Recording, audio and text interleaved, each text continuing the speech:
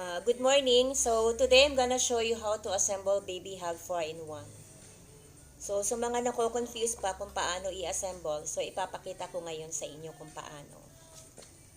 So ito yung height adjustable pedestal frame. So ito siya. Meron din siyang 4 na wheels.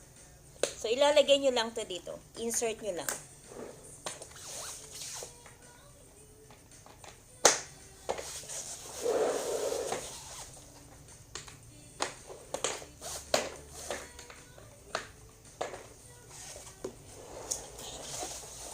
So, meron na siyang wheels. Next na gagawin nyo, so take this one. And also the frame. So, ito, lagay nyo lang. Suot nyo lang siya dyan. Just insert this one here. Do the same thing on the other side. And then, ito, so yung pinakang ano niya, pasok niya lang siya dito. Both side.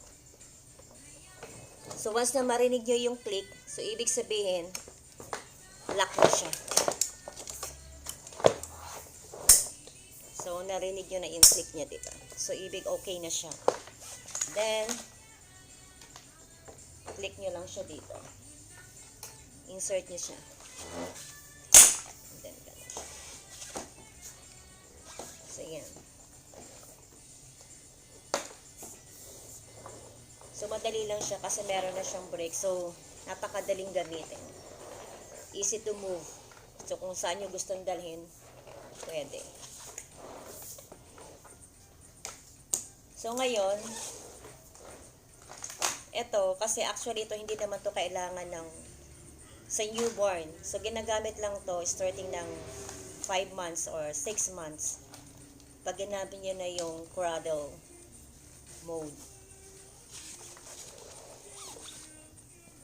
So, since na ipapakita ko na sa inyo, pero ito talaga hindi siya ginagamit. So, just keep it this way.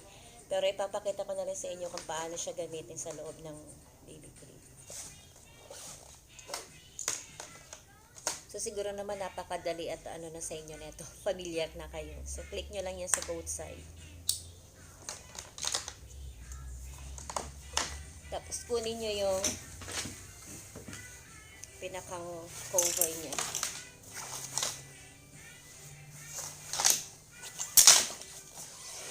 So, palagi nyo tatandaan, eto, nakatapat to dito sa adjustment pedal. Okay? So, una, pasok nyo siya muna dito. Same dun sa kabila.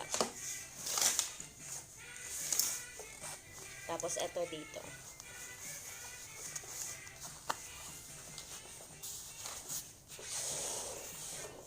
Tapos, ito, dito siya. Pasok nyo siya dito. Dito. So, pinakang ano nyo. Click. So, gagawin nyo din lang yung katulad sa kabila.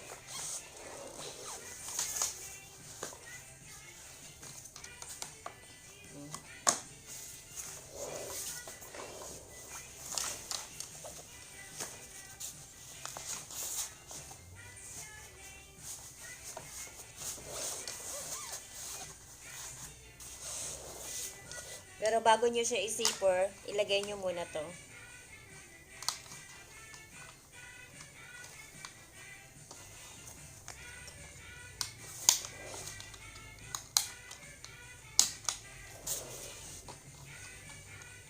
So, lahat yun.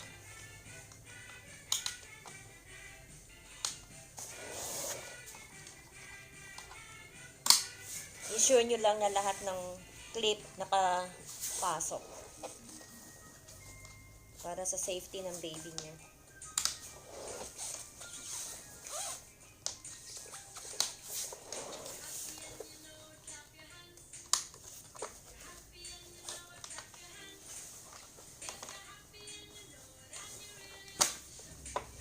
So, lahat nakalak na siya.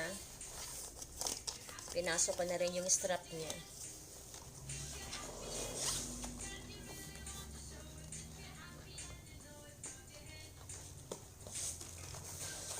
saka nyo siya isi-zipper. Dito.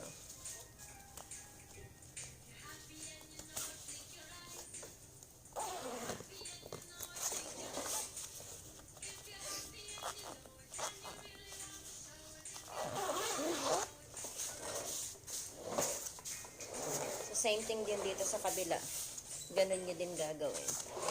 So, ito yung zipper. So, insert nyo lang dun. So, i-zip nyo na rin siya dito.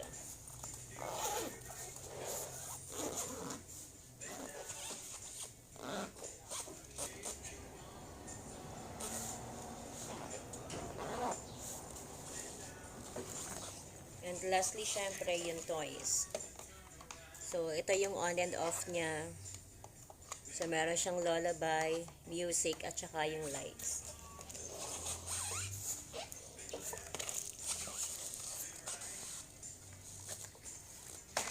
Pasok nyo lang dito. Push mo lang. So, okay na siya. Ito na yung Baby Hug 4-in-1.